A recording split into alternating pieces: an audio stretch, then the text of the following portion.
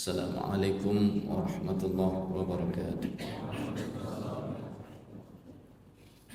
Innal hamdalillahi nahmaduhu wa nasta'inuhu wa nastaghfiruhu wa natubu ilayhi wa na'udzu billahi min shururi anfusina wa min sayyiati a'malina.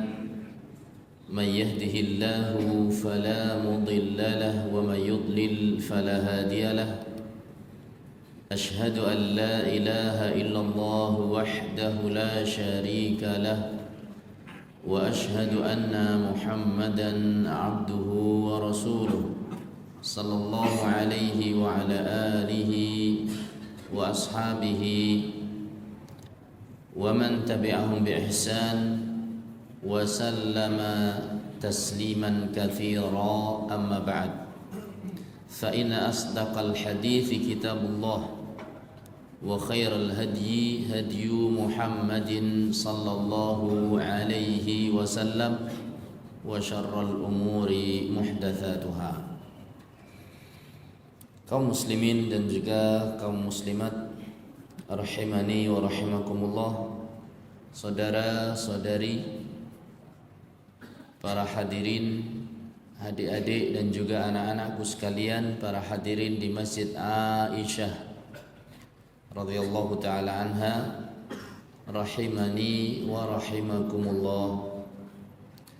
Segala puji bagi Allah subhanahu wa ta'ala kita panjatkan, senantiasa kita panjatkan kepada Allah ta'ala yang telah memberikan taufiknya kepada kita,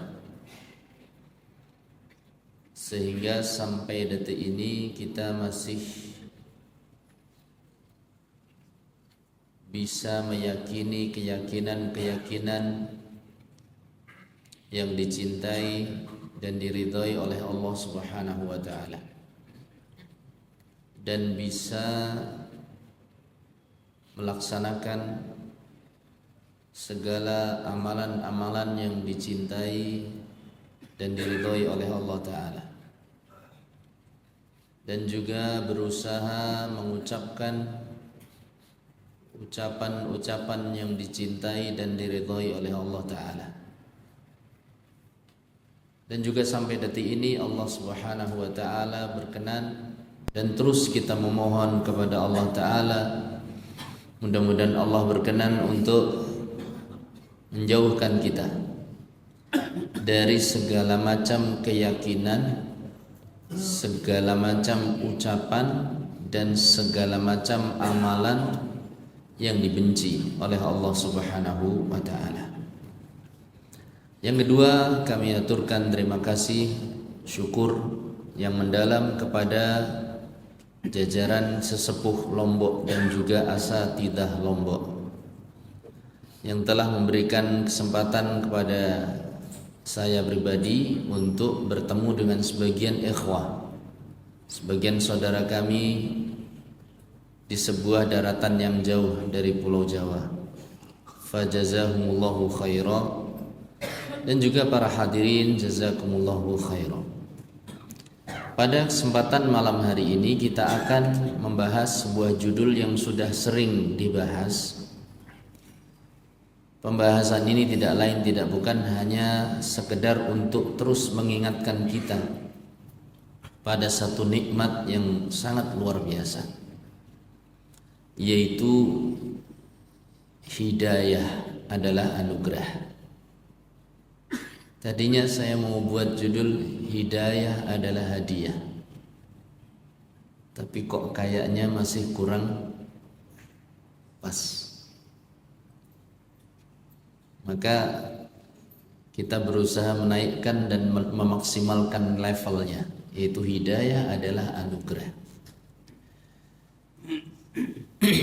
Dalam kehidupan ini, kita itu kalau ingin menuju satu keinginan, ingin mencapai satu tempat,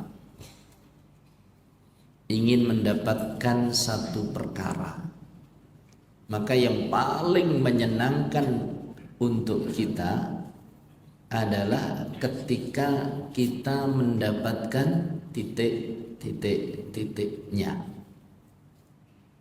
Kita ingin menuju satu tempat. Paling seneng kalau kita dapat apanya, biar bisa sampai tempat itu. Sebelum sampai tujuan, biasanya kalau zaman sekarang yang dibuka pertama kali apa? Apanya? Google Map. Lawata itu di mana? Lawata, betul ya? Lawata itu di mana sih? Setelah ketemu Google Map-nya, bagaimana cara menempuh transportasinya? Itu paling senang. Oh, ternyata arahnya begini. Yang bisa dinaiki begini. Itu kalau menuju satu tempat.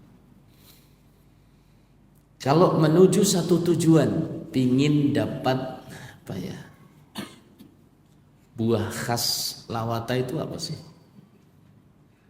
Jangan sebut durian, durian di mana-mana, ya kan? Atau makanan khas misalnya, plecing. Tidak tahu plecing ya gini. Maka paling senang itu kita kalau tahu tempatnya. Kemudian mengetahui jalan menuju tempat tersebut. Ini hanya perumpamaan tentang ketika seorang ingin mencapai satu perkara yang berharga, dia harus tahu jalan, caranya, jalan dan caranya. Setelah itu kebahagiaan jelas tidak akan bisa tercapai kalau cuma tahu jalan dan caranya. Tapi harus bisa menempuh jalan itu, ya kan? Ini kalau cuma tahu nggak akan bakal sampai Lawata tadi misalnya. Kalau cuma tahu oh ternyata menuju Lawata ini, tapi nggak ada biaya untuk kesini, maka kurang kebahagiaan. Tahu makanan terenak adalah ini, cara membuatnya begini, tapi tidak membuat atau nggak menuju tempat itu, maka kebahagiaan tidak akan sempurna. Maka kebahagiaan itu akan sempurna ketika seorang ingin mencapai satu perkara, ketika dia tahu jalannya atau caranya dan menempuhnya, bisa menempuhnya. Saya ulangi ya, berarti kita ini akan lengkap kebahagiaan kita, sangat bahagia kalau kita ingin mencapai satu perkara, itu tahu caranya dan bisa menempuh cara tersebut. Ini dalam urusan dunia dan akhirat. Dalam masalah urusan dunia misalnya, ingin mencapai sebuah rumah lokasi, jelas tadi. Oh, tahu jalan yang ditempuh ini. Kemudian yang kedua, menempuh jalan tersebut. Misal kita seseorang ingin mencapai pasar, contoh-contoh yang sebetulnya sangat sederhana ya. Untuk mencapai pasar, jalannya ini. Setelah itu bisa menempuhnya. Orang ingin mencari jodoh misalnya. Jodohnya rumahnya misalnya di mana ya kalau di sini? Yang agak jauh dari Mataram? Lombok Timur. Sebut satu daerah misalnya. Yang sulit gitu loh. Sembalun. Sembalun. Ada calon istri di sana antum. Mohon maaf, sudah beristri semua? Belum, belum 2 atau belum 3. Sudah tahu tempatnya di sana. Maka yang membahagiakan kita adalah apa? Tahu jalan ke arah Sembalun tadi, plus kita bisa menempuhnya. Ini dalam masalah dunia. Orang ingin baca Quran, dia akan bahagia kalau tahu cara mencapai membaca Al-Quran dan menempuhnya. belajar. Ini dunia. Ini ketika masih hidup di dunia. Sekarang masalah akhirat. Tujuan kita adalah surga. Atau ada yang lain? Na'udzubillah min dzalik. Tujuan kita satu-satunya surga. An-nazar ila wajhillah. Memandang wajah Allah. Bahagia sekali rasanya kalau kita tahu caranya menempuh surga. Oh, berarti untuk menuju surga itu jalannya ini. Qul hadhihi sabili. Inilah jalanku, kata Rasul sallallahu alaihi wasallam. Kata Allah Subhanahu wa taala. Jalan yang lurus. Setelah tahu, dia pun menempuhnya. Itu namanya kebahagiaan. Tidak mungkin akan bahagia kalau dia tidak mendapatkan petunjuk dan tidak mendapatkan kesempatan taufik untuk menempuh petunjuk tersebut. Ini yang senantiasa kita minta pada Allah. Setiap hari di dalam sholat kita, terutama sholat wajib, yang jumlahnya ada berapa? 17 rakaat. Dalam setiap rakaatnya pasti kita minta pada Allah, ihdinas siratal mustaqim. Ya Allah, tunjukkanlah kami ke jalan yang lurus. Apa? Tunjukkanlah kami ke jalan yang lurus. Ulama dalam menafsirkan kata ihdina as-sirat, tunjukkanlah kami ke jalan yang lurus, itu ada dua kosakata yang dipakai. Adimna atau ihdina wa adimna, arsyidna wa adimna alaih. Arsyidna itu artinya apa? Arahkanlah kami, tunjukkanlah kami. Tunjukkanlah kami jalan yang lurus ya Allah. Wa adimna alaih, dan tetapkanlah kami dalam menempuhnya. Jadi jalannya tahu, kemudian setelah itu diberi petunjuk untuk menempuh. Enggak cuma tahu. Contoh, untuk seorang untuk masuk ke dalam surga, syaratnya apa? Islam. Cukup tahu bahwasanya syarat itu Islam? Enggak cukup. Terus mengamalkan agama Islam. Ya. Jadi tahu bahwasanya jalannya itu adalah Islam, kemudian juga mendapatkan taufik dari Allah untuk menempuh agama Islam. Ini dua berarti. Arsyidna wa adimna. Tunjukkanlah kami ya Allah, kemudian tetapkanlah kami di atas jalan tersebut. Seorang muslim tahu di antara kesempurnaan terbesar Islam itu adalah at-tauhid.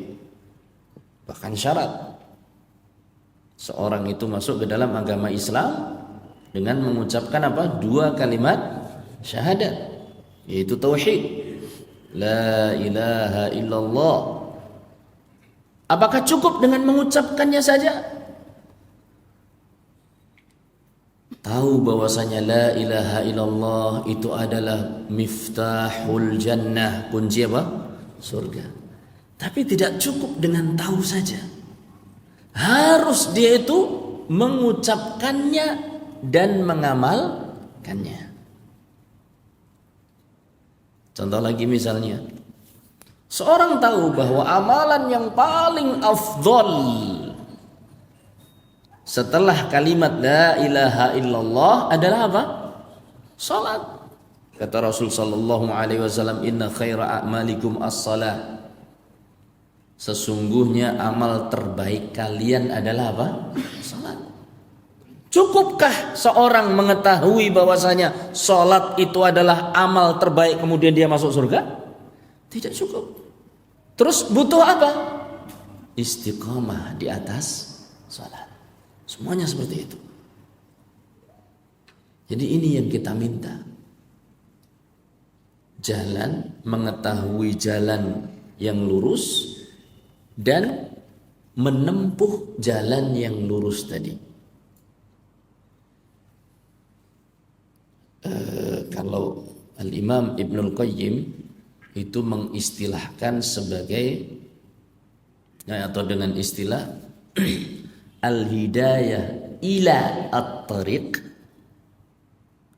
wal hidayah ala at-tariq. Hidayah menuju Islam ila tariq dan hidayah ala, hidayah untuk menempuh Islam.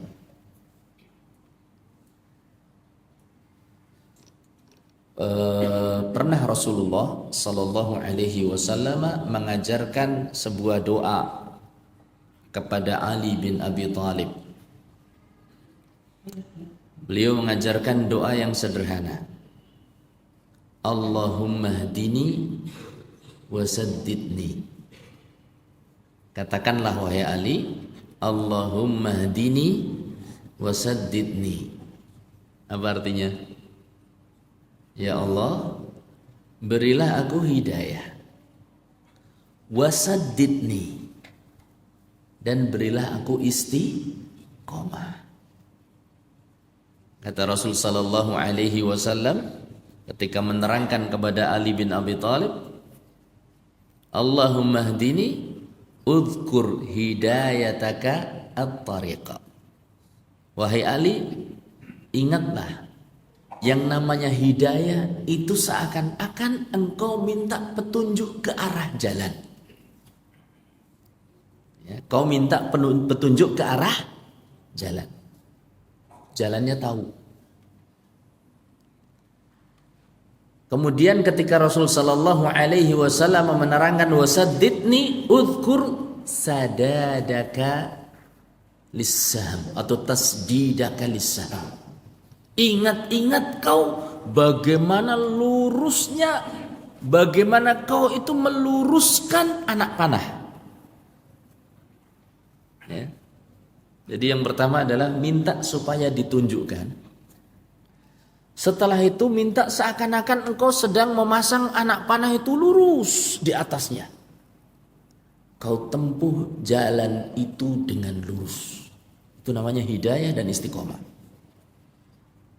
Hidayah ila tariq, hidayah menuju jalan. Mana sih Islam itu? Saya harus bagaimana? Kemudian yang kedua adalah bagaimana menempuh jalan tersebut.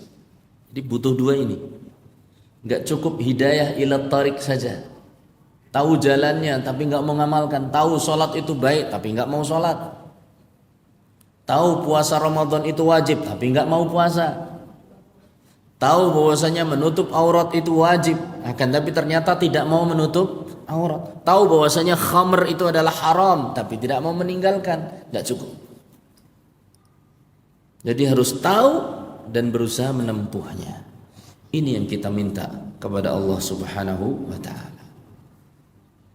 Dan perkara yang berharga ini yaitu hidayah.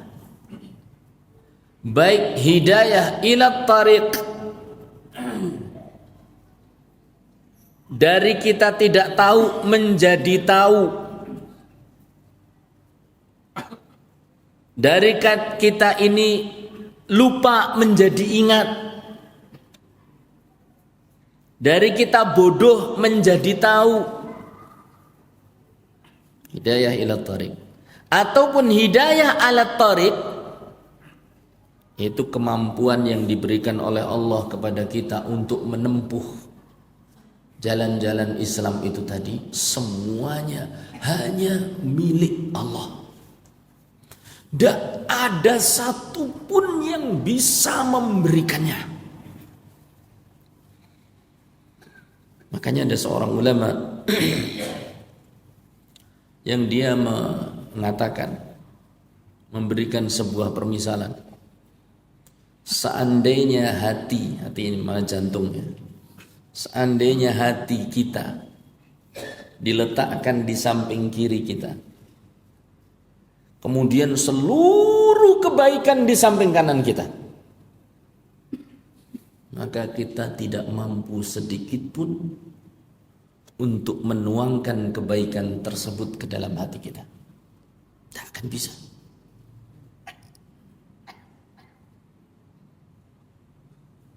Kalau salah namanya Mutarrif bin Abdullah rahimahullah ta'ala. Seandainya kita taruh hati ini dalam sebuah nampan, sebuah cawan sebelah kiri kita, kemudian seluruh kebaikan itu diletakkan dalam nampan yang lain sebelah kanan kita, tidak akan mampu kita mengisi hati itu dengan nampan-nampan kebaikan. Hanya Allah subhanahu wa ta'ala yang memberikannya. Maka kita sekarang ini memeluk agama Islam. Fallahul hadi, Allah yang memberi petunjuk kepada kita. Kalau Allah tidak berkehendak, kalau Allah tidak berkenan, tidak akan bisa kita mendapatkan petunjuk dalam agama Islam. Kalau Allah tidak berkenan memberikan hidayah kepada kita, kita tidak mungkin bisa mengerjakan sholat. Tidak mungkin. Makanya ketika Allah subhanahu wa ta'ala menerangkan tentang betapa karunia Allah kepada Rasulullah sallallahu alaihi wasallam, Allah subhanahu wa ta'ala mengatakan, wa kana fadlullahi 'alaika 'azima. Dalam ayat sebelumnya, wa 'allamaka ma lam takun ta'lam. Dan Allah telah mengajarkan kepadamu wahai Muhammad sallallahu alaihi wasallam segala sesuatu yang tadinya kau tidak tahu. Wa kana fadlullahi 'alaika 'azima. Dan sungguh karunia Allah kepadamu sangat besar. Kepada siapa? Rasulullah sallallahu alaihi wasallam. Karunia ilmu, karunia hidayah itu sangat besar. Tadinya tidak tahu menjadi tahu. Kita dulu dilahirkan tidak tahu apa-apa. Allah Subhanahu wa taala berfirman, "Huwallazi akhrajakum min butuni ummahatikum la ta'lamuna syai'an." Dialah Allah yang mengeluarkan kalian dari perut ibu kalian dalam kondisi kalian tidak tahu apa-apa. Kemudian Allah berikan kita pendengaran, kita diberikan oleh Allah penglihatan, Allah berikan kepada kita hati supaya bisa menggunakannya untuk mencari hidayah. Nah, tadinya kita nggak tahu bahwa agama itu adalah Islam. Allah berikan kepada kita. Walaupun kita kadang mungkin akan mengatakan, saya begitu lahir sudah Islam. Iya, itu karunia. Allah yang berikan kita ini hidayah, lahir sebagai seorang bayi muslim. Masya Allah. Ini harus kita ingat-ingat. Harus banyak kita syukuri, bukan kita sesali. Kadang sebagian kita menyesal sembari mengatakan, saya ini menyesal. Kenapa? Saya dapat hidayah ketika sudah tua. Loh, jangan menyesal. Tugas kita adalah apa? Bersyukur. Bersyukur loh, sudah tua masih dapat. Jadi kita harus banyak bersyukur supaya kita ingat nilainya hidayah itu luar biasa. Nah ini yang terus kita cari, karunia dari Allah. Tadinya kita tidak tahu yang namanya kesyirikan itu dosa besar, sehingga mungkin di masa muda kita senang nyimpen jimat-jimatan, senang pula pergi ke dukun ngeramal nasib. ya kan? Jadi kalau sudah besar mau jadi apa, calonnya di mana, kerjaannya apa. Dulu mungkin ketika masa muda kita masih sering lihat ramalan zodiak. Pacarnya lagi apa, rezekinya seret apa-apa. Itu ngawur-ngawuran kok ya masih percaya itu. Kalau yang baca anak muda hari ini putus pacar, ya kan? Nah kalau yang baca kakek-kakek tua, hari ini putus asa, ngawur ramalannya ini. Sudah nggak punya apa? Pacar. Allah Ustaz. Hari ini pekerjaan diterima, nggak pernah ngelamar pekerjaan. Dan seterusnya dan seterusnya. Dulu kita nggak tahu. Begitu ada koran datang, seminggu sekali kan biasanya ada ramalan bintang. Zaman kita yang sudah rotok tua-tua. Biasanya yang dibuka itu adalah apa? Zodiak. Nggak tahu kalau itu adalah dukun masuk koran. Allahul musta'an. Yang membaca zodiak berarti seperti orang yang mendatangi dukun dan bertanya. Kalau percaya berarti seperti orang yang bertanya dan membenarkan. Ngeri sekali itu. Dulu kita tidak tahu, sekarang tahu. Dulu kita tidak tahu bahwasanya yang namanya wudhu itu ada pembatalnya. Jadi kadang walaupun batal tetap sholat. Malah ngobrol sampai samping kanan kiri. Dulu. Wa kana fadlullahi 'alaikum 'azima ya ikhwan. Sungguh karunia Allah kepada kita semua sangat besar. Siapa yang memberi itu? Allah. Hanya Allah, tidak ada yang lain. Di antara dalil yang menunjukkan bahwasanya hidayah adalah benar-benar milik Allah. Hanya Allah yang bisa memberi. Adalah diantaranya adalah firman Allah Ta'ala yang termaktub di dalam surat Yunus ayat 25. Wallahu yad'u ila daris salam wa yahdi man yasha'u ila siratim mustaqim. Dan Allah mengajak kalian semua ila daris salam, menuju kampung keselamatan, yaitu surga. Kata Syekh As-Sa'di, boleh dibaca As-Sa'di, boleh dibaca As-Si'di, dua-duanya boleh, dengan iktibar masing-masing, dengan cara pandang masing-masing, sebagaimana diterangkan oleh Syekh Sulaiman Ar-Ruhaili hafizahullah ta'ala. Dinamakan Darussalam, kampung keselamatan, karena lisalamatiha min jami'il afati wan naqais, karena surga itu bersih dari seluruh kesulitan dan kekurangan. Tidak ada yang sulit di surga itu, semuanya gampang. Bahkan disebutkan oleh Syekh Muhammad bin Shalih Al-Utsaimin, kita ini kalau mau nyebrang sungai di dunia, kita yang harus susah-susah pakai apa?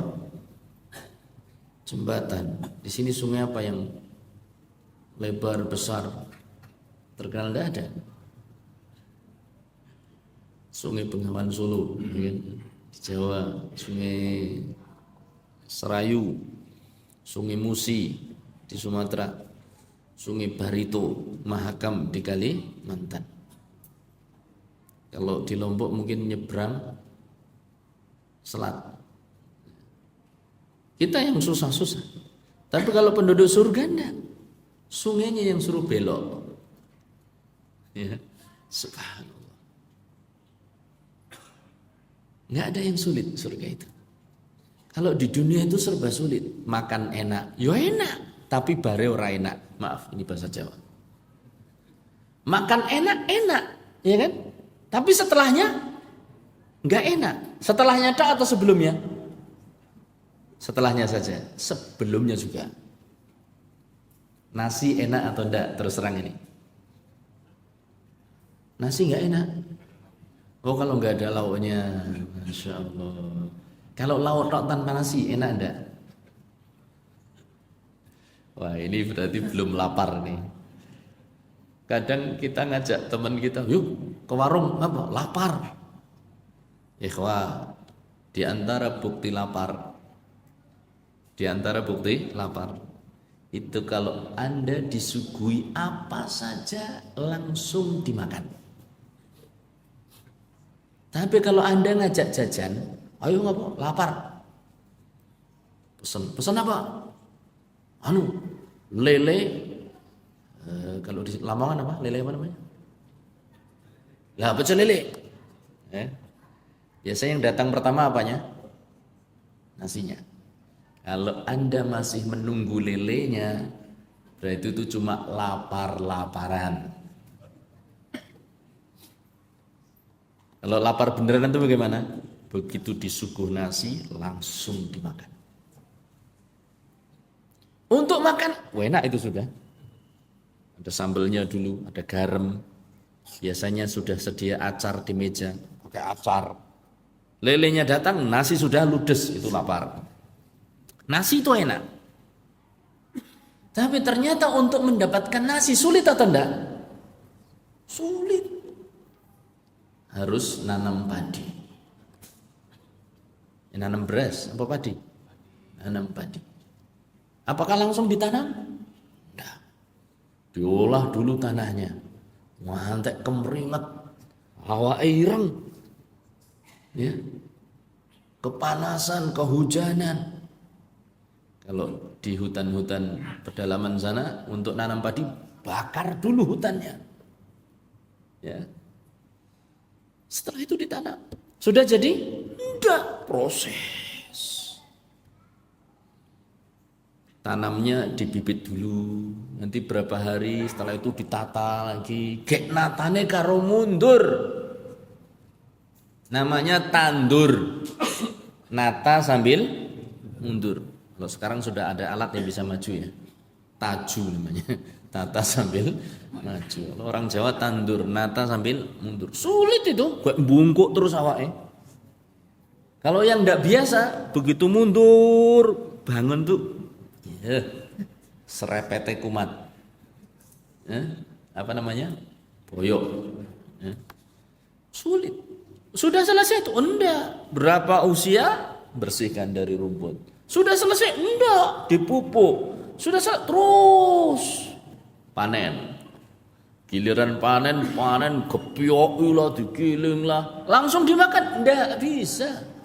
Jemur dulu. Ya Allah. Setelah kering, apakah langsung bisa dimakan? Keloloden nanti. Tahu keloloden? Bahasa sini apa? Kembelet. Harus digiling dulu. Setelah digiling langsung bisa dimakan? Enggak bisa. Ternyata makan nasi enggak cuma setelahnya aja yang enggak enak. Sebelumnya sudah jadi beras. Diapakan? Dimasak? Enggak bisa. Diususi dulu. Puter-puter. Diukur tingginya. Kemudian dimasak. Ya, zaman dulu sambil apa? Ditiup. Kalau sekarang enak, pakai apa? Rice cooker. Enak atau harus beli? Susah pula. Setelah ada rice cooker, matang? Enggak, butuh listrik. Listriknya bayar untuk masak nasi.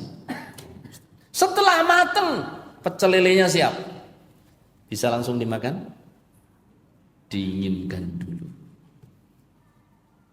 Jadi keenakan di dunia banyak susahnya. Sebelum ataupun setelahnya. Baik, adapun surga enggak. Makanya disebut Darussalam. Allah mengajak kita menuju Darussalam. Apakah semua makhluk bisa menuju Darussalam? Jawabannya hanya orang-orang yang diberi hidayah yang bisa masuk ke dalam Darussalam. Wa yahdi man yasha ila siratin mustaqim. Dan Allah lah yang memberi hidayah kepada siapa saja yang dikehendaki kepada jalan yang lurus, sirat mustaqim alladzi la wijaja fih, yang tidak ada bengkoknya sama sekali, la yamnah wa la yasrah, tidak pula ke kanan, tidak pula ke kiri. Jalan yang menuju kepada Darussalam itu diberikan oleh Allah kepada yang dikehendaki oleh Allah. Setinggi apapun level seseorang dalam kehidupan dunia, kalau Allah tidak berkehendak, maka Allah tidak akan berikan. Orang itu tidak akan mendapatkan sama sekali hidayah. Ini harus kita camkan.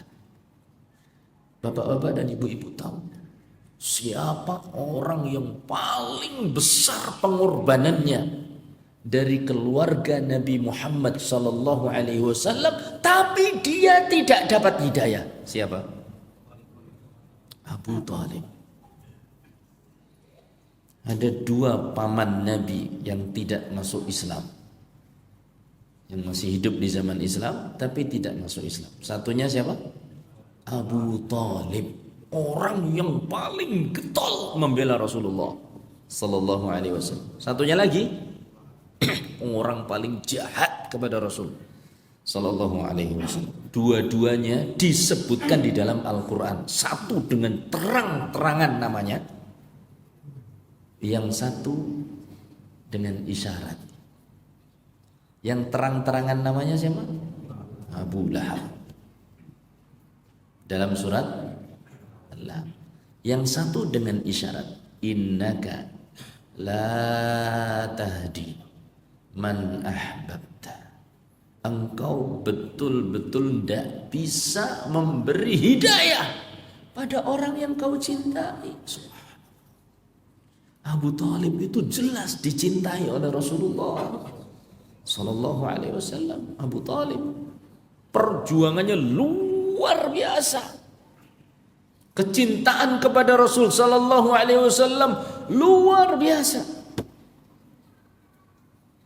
Sampai ketika orang-orang Quraisy datang kepada beliau, kepada Abu Thalib, dan ingin menghentikan usaha dakwah Rasulullah sallallahu alaihi wasallam. Wahai Abu Thalib, tolong nasihati itu ponakanmu, atau kami yang akan menasihatinya. Abu Thalib, sudah, biar saya saja yang menasihati. Dipanggilnya Rasul sallallahu alaihi wasallam, wahai keponakanku, hentikan usaha dakwahmu. Orang-orang Quraisy ingin kau hentikan. Kata Rasulullah sallallahu alaihi wasallam, wahai pamanku, wallahi, demi Allah, saya tidak akan menghentikan dakwah ini sampai Allah memenangkan agama ini atau aku meninggal dalam memperjuangkan agama ini. Kata pamannya Abu Thalib, ya sudah, kul ma syi'ta, udah silakan lanjutkan usaha dakwah. Datang lagi yang kedua orang-orang Quraisy, wahai Abu Thalib, kita hentikan, kamu hentikan keponakanmu atau kami bunuh dia. Maka Abu Thalib pun tetap bertahan. Tidak, aku yang akan melindungi ponakanku. Datang yang ketiga pula, Abu Thalib, ini ada pemuda bagus sekali ini, sebagai ganti anakmu, berikan anakmu, yaitu Rasul sallallahu alaihi wasallam. Ambil nih anak ini, Ammar bin Walid, ambil nih, kau pelihara, anak baik ini. Berikan keponakanmu kepada kita, kita bunuh.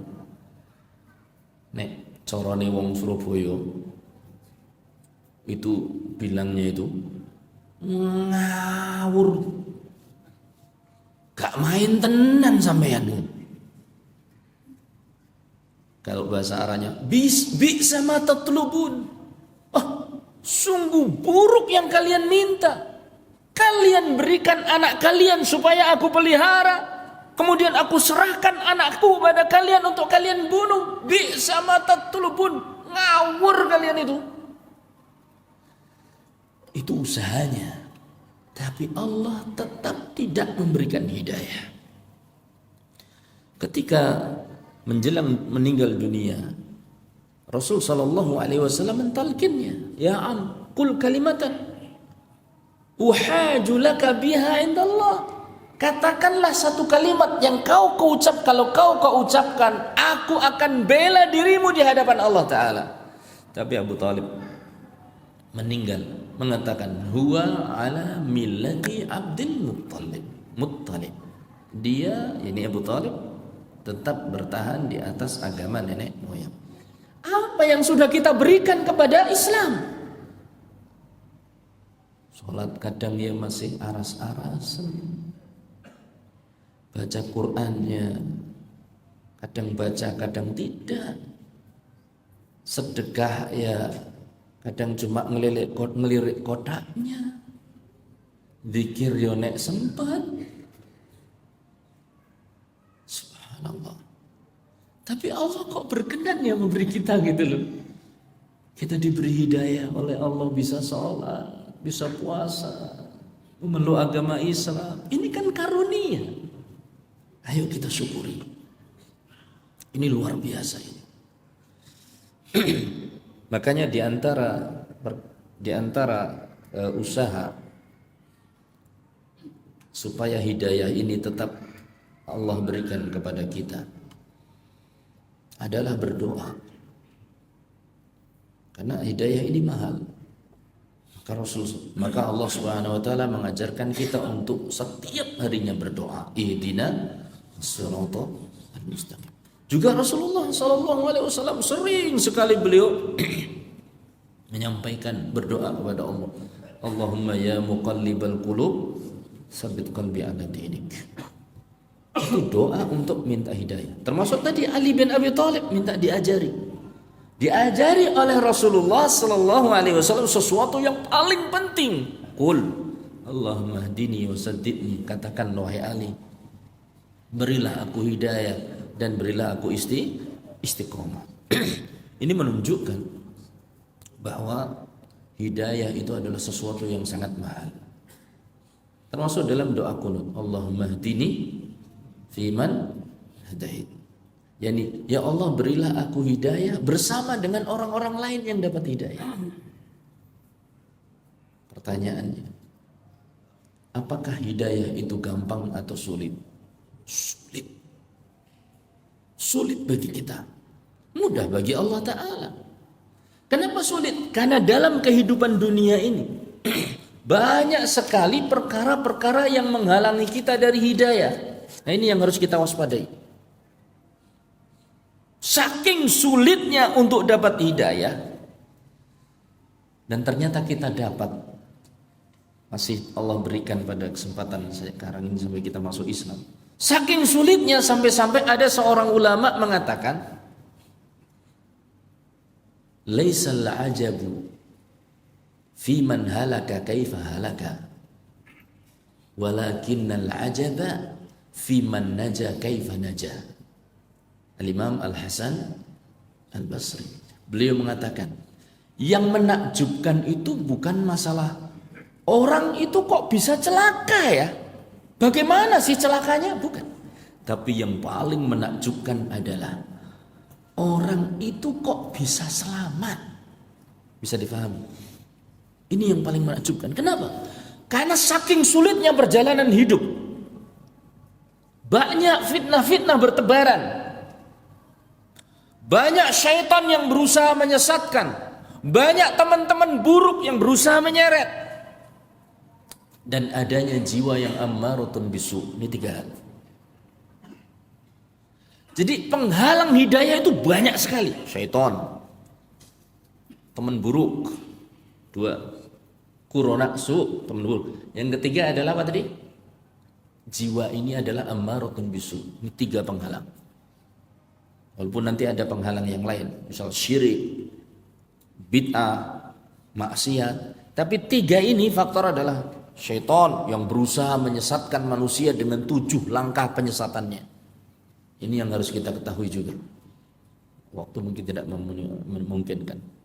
Jadi insya Allah kalau ada tersisa, kita lanjutkan ba'dal adzan. Sudah waktu adzan. Sudah. Sudah. Baik. Kita lantunkan adzan, saya lanjutkan sekilas insyaallah taala.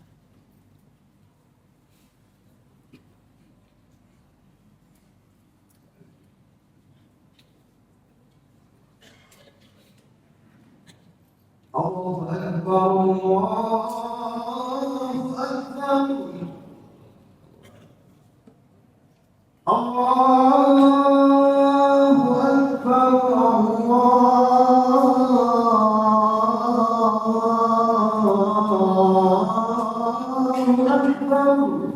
Allahu Akbar, Allahu Akbar. Asyhadu an la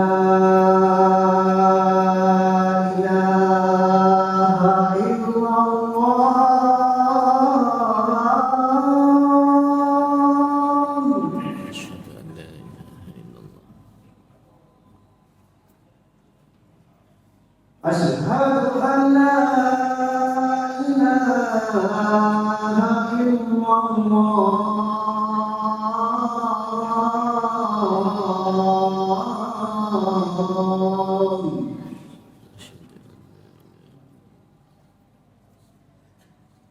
أشهد أن محمدا رسول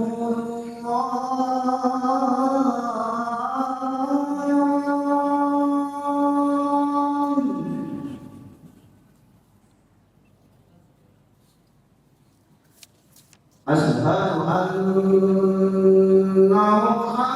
محمدا رسول الله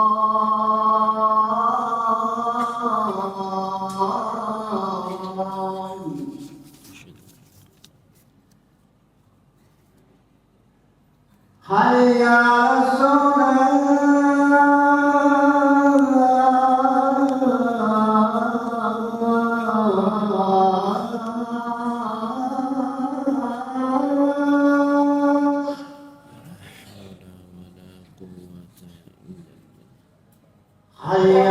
حي على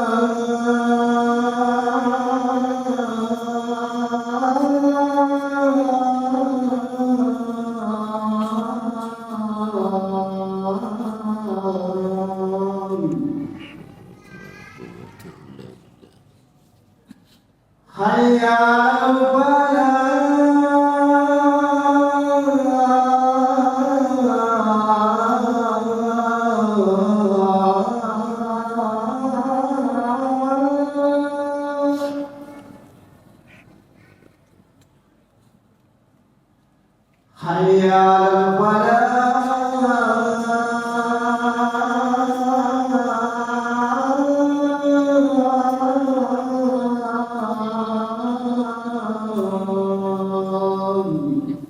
الله أكبر الله أكبر لا إله إلا الله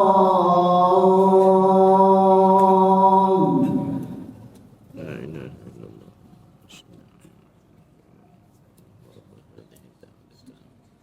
والصلاة القائمة آت محمدا الوسيلة والفضيلة. بسم الله والحمد لله والصلاة والسلام على رسول الله وعلى آله وصحبه ومن تبعهم بإحسان إلى يوم القيامة بعد. Kita sampai pada pembahasan bahwa memperoleh hidayah adalah satu hal yang istimewa. Boleh dikatakan sulit, karena kalau tidak diberi oleh Allah kita tidak dapat. Kenapa sulit? Karena di dunia itu banyak sekali penghalang-penghalang hidayah.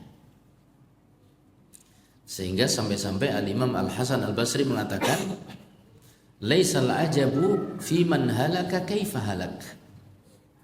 Yang mengherankan itu bukan binasanya orang-orang yang binasa. Misal ada tsunami, ada orang mati.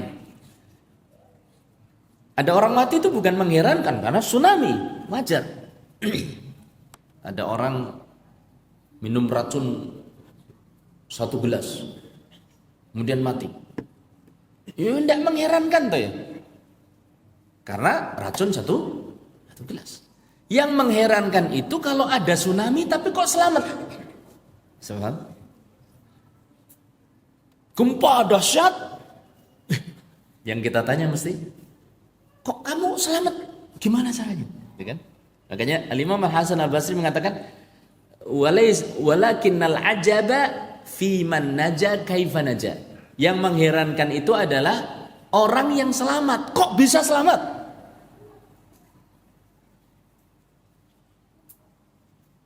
Tsunami, gempa bumi, ya, Masya Allah. Dulu ada di daerah kita, saya pas sempat tinggal di Jamilur Rahman, teman-teman Jamilur Rahman tahun 90, gempa 2006. Ada anak kecil selamat. Kenapa? Kejatuhan rak. Jadi masuk di bawah rak yang kosong. Persis Allah takdirkan itu rak kosong.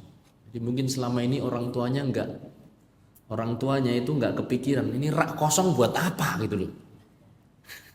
Jadi ada rak buku Ustadz, ya, seorang Ustadz tinggal di Jamilur Rahman.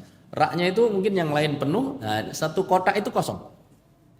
Kita enggak akan pernah sadar bahwa nanti kotak itulah yang akan menjadi sebab keselamatan anaknya. Jadi begitu rak itu ambruk, yang kosong itu persis nutup anak itu. Jadi ada benda jatuh itu dia terlindung oleh rak dengan izin Allah. Ketika rumahnya dibongkar, mana ini si fulanah anak kecil? Ada kainnya di bawah rak. Oh ini sudah deg-degan ini. Begitu raknya diangkat, ternyata dia masih hidup. Hikmah dari Allah. Jadi yang mengherankan itu adalah bagaimana seorang bisa selamat di tengah-tengah tsunami, di tengah-tengah gempa bumi. Pertama kali itu yang mengherankan. Makanya Syekh Sulaiman ketika menceritakan ada seseorang jatuh ke sumur. Mungkin sumurnya itu sumur yang pantasnya orang kalau jatuh itu mati, gitu loh. Ternyata ketika dia jatuh bisa selamat, hidup. Begitu selamat, apa yang ditanyakan? Kayak wartawan kadang ini. Kok kamu bisa selamat? Ceritanya gimana? Gitu. Akhirnya orang itu pun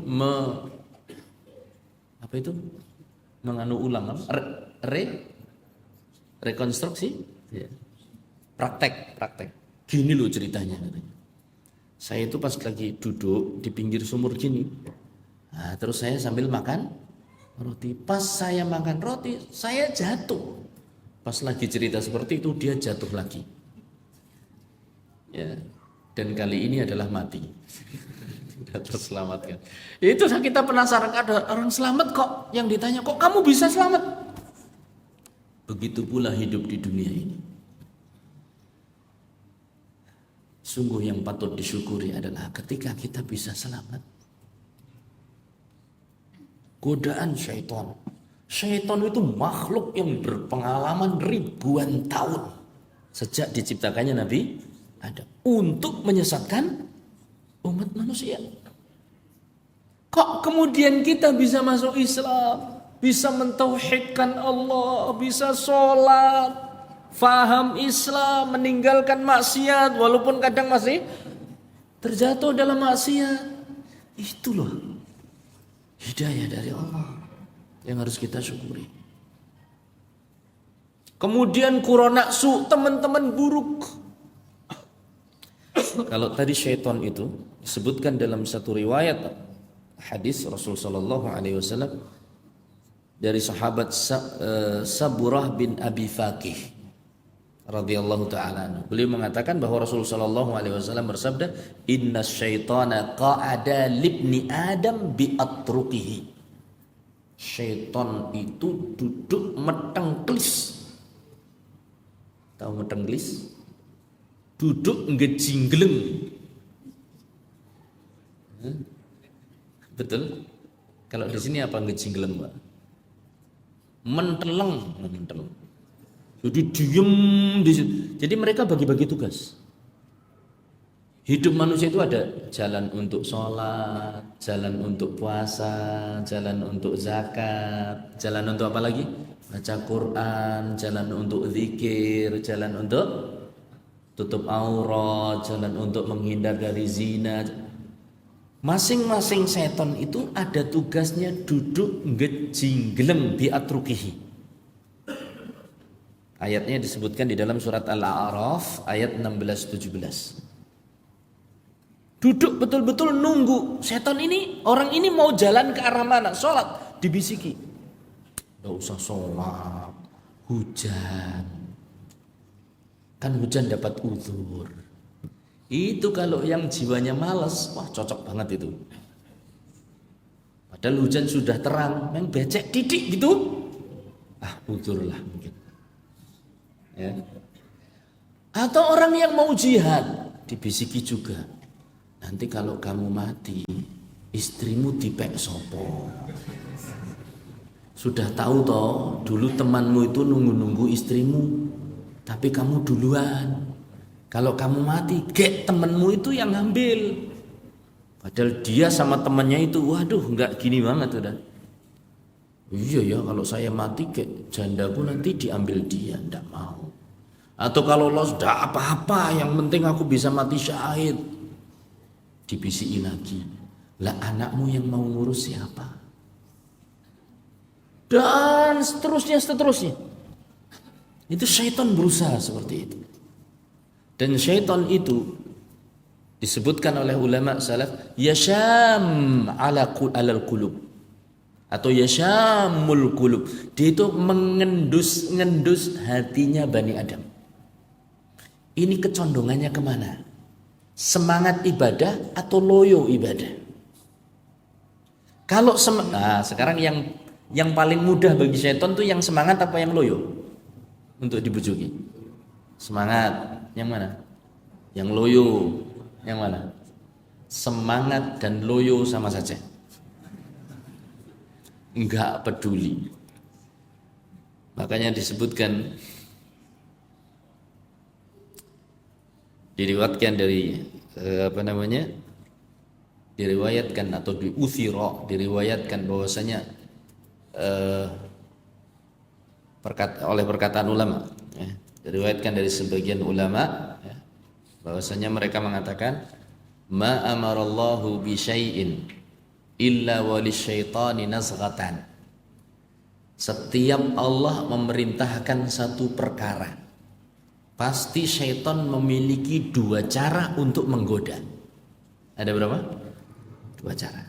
Imma ila ghuluwin wa mujawazatin. Cara yang pertama adalah orang tersebut dibuat berlebih-lebihan. Wa imma ila taksirin atau tafritin, atau orang tersebut dibuat malas-malasan. Kemudian kata ulama tersebut, wala yubali bi ayyihima dhafira. Tidak peduli setan itu, dengan cara yang bagaimanapun dia akan bisa meraih kesuksesan. Ini mau orang itu dijadikan rajinnya berlebih atau malasnya keterlaluan, tidak peduli.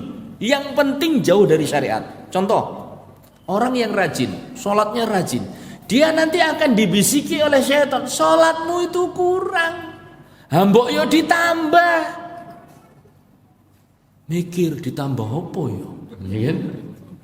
Akhirnya wah, saya tak bikin sholat yang bagus.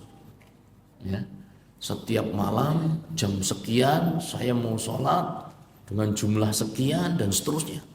Setelah nambah dia akan merasa kurang lagi. Wah, nek mung sholat subuh 2 rakaat itu kayaknya kurang. Saya sudah pensiunan, kok nggak ada rasa syukur sama sekali. Tambah ini, setiap tambah 8 tahun dari jarak pensiun tambah 1 rakaat, jadi 3 rakaat. Ini contoh sederhana yang gampang ya.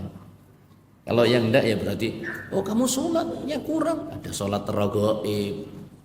Ya, puasanya kamu kurang kalau cuma Ramadan, puasa weton. Ya, ketika apa? Kapan dia lahiran dan seterusnya. Puasa ngebleng.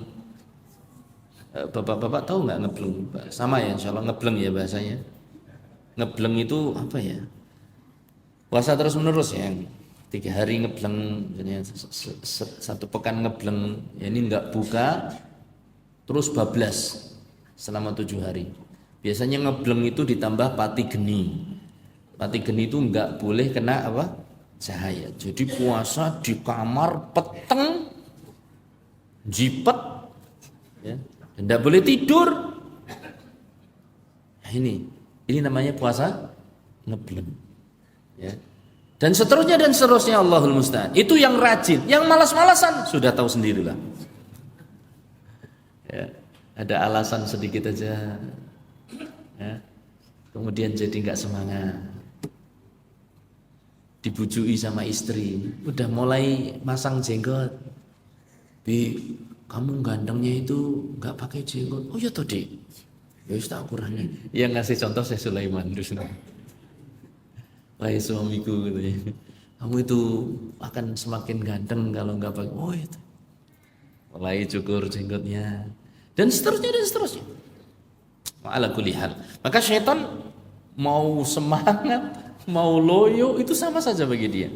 Dia akan mengenali orang ini kebiasaan hidupnya gimana, rajin ataukah malas. Dari situ dia akan menjerumuskan hamba Allah. Ini setan yang kayak gini nih penghalang. Belum nanti kurona teman buruk. Ada satu firman Allah Ta'ala saya catat di sini. Allahu musta'an, tentang kurona tentang teman yang buruk. Di dalam surat Al-Furqan, dalam surat An-Nisa 27. Ada ayat-ayat yang lain, tapi An-Nisa ini perlu dicermati. Allah berfirman, wallahu yuridu ayyatuba alaikum. Allah menginginkan kalian bertobat. Allah menginginkan menerima taubat kalian. Wa yuridu alladhina yattabi'una asyahawati an tamilu mailan 'azima. Tapi orang-orang yang mengikuti syahwat, mereka ingin kalian menyimpang dengan penyimpangan yang sangat jauh. Ini dari jalan Allah, dari taubat. Allah ingin kita bertobat pada Allah. Tapi orang yang mengikuti syahwat, pinginnya kita terus menyimpang. Siapa itu orang yang mengikuti syahwat? Di antaranya mungkin ada orang-orang yang mau berteman dengan kita. Entah itu dunia nyata ataupun dari dunia maya. Dunia maya sudah terbukti. Allah musta'an. Makanya terkadang orang terlambat sholat jamaah karena masih sibuk apa? WA-an. Datang waktu sholat, waktunya taubat, waktunya menghadap Allah, waktunya kita bersyukur dapat hidayah, baru ngechat. Pekerjaan baru, ngechat, bukan ngecat tembok, chat-chatan ini. Aduh, tanggung ini. Ya sebentar tak mau sholat, sebentar ini, sebentar. Ya nopo toh, gitu kan? Terus akhirnya 1 rakaat lewat, 2 rakaat, sambil mikir masbuk nggak apa-apa lah masih hidup. Betapa secara tidak sadar banyak orang-orang di sekeliling kita yang ingin kita itu menyimpang. Pelaku-pelaku maksiat. Kalau dilayani senang mereka. Banyak pelaku-pelaku maksiat yang mungkin sebagian mereka jadi teman kita. Naudzubillah min. Banyaknya pelaku maksiat yang ingin orang-orang menyimpang. Akhirnya dibukalah tempat perzinaan resmi. Dibukalah tempat minum khamr, dagang khamr resmi. Dibukalah perjudian resmi. Kalau dulu toko gelap, togel, sekarang menjadi torang, toko terang. Terang-terangan judi. Ya, Allahul musta'an. Nah ini karena apa? Karena mereka itu tidak ingin kita ini bertobat pada Allah. Makanya Utsman bin Affan mengatakan, waddatiz zaniyah an takuna kullun nisa' zanat.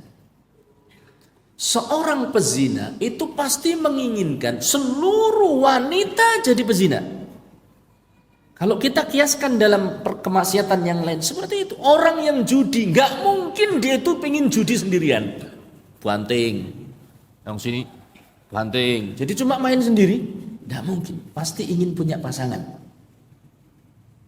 Kalau pezina nggak ada temannya, nggak laku dia. Maka dia harus cari teman. Kalau pezina ingin memuaskan nafsu zinanya, sementara yang berzina cuma dia sendiri, tercela. Oleh sebab itu dia harus cari teman sebanyak-banyaknya, supaya yang tercela menjadi terpuji. Bisa dipahami? Dulu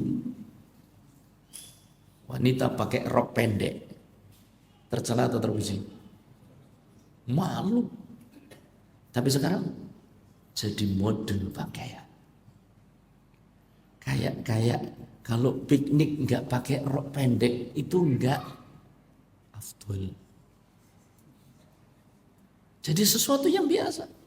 Maka ini hidayah ini mahal. Ya, kita harus menjauhkan diri dari syaitan, berlindung pada Allah dari syaitan, menjauhkan diri dari teman-teman yang buruk, dan berdoa pada Allah agar jiwa kita ini dijadikan jiwa yang mutmainnah. Karena dasarnya nafsu itu adalah an-nafsu innan nafsa la'ammaratun bisu. Bapak-bapak dan ibu-ibu hadirin, mahal hidayah itu. Mudah-mudahan kita diberikan karunia oleh Allah hidayah sampai meninggal dunia, diberikan keistiqomahan, dan kita pandai bersyukur kepada Allah atas hidayah yang telah Allah berikan kepada kita. Sementara banyak orang yang mungkin lebih mulia dari kita dalam urusan dunia, mereka tidak mendapatkan hidayah. Fanas'alullah an yusabbitana 'alal iman. Mudah-mudahan Allah Subhanahu wa taala menetapkan kita di atas keimanan. Allahumma amin. Wassallallahu ala nabiyyina Muhammad. Walhamdulillahi rabbil alamin. Subhanakallahumma wa bihamdika asyhadu an la ilaha illa anta astaghfiruka wa atubu ilaik.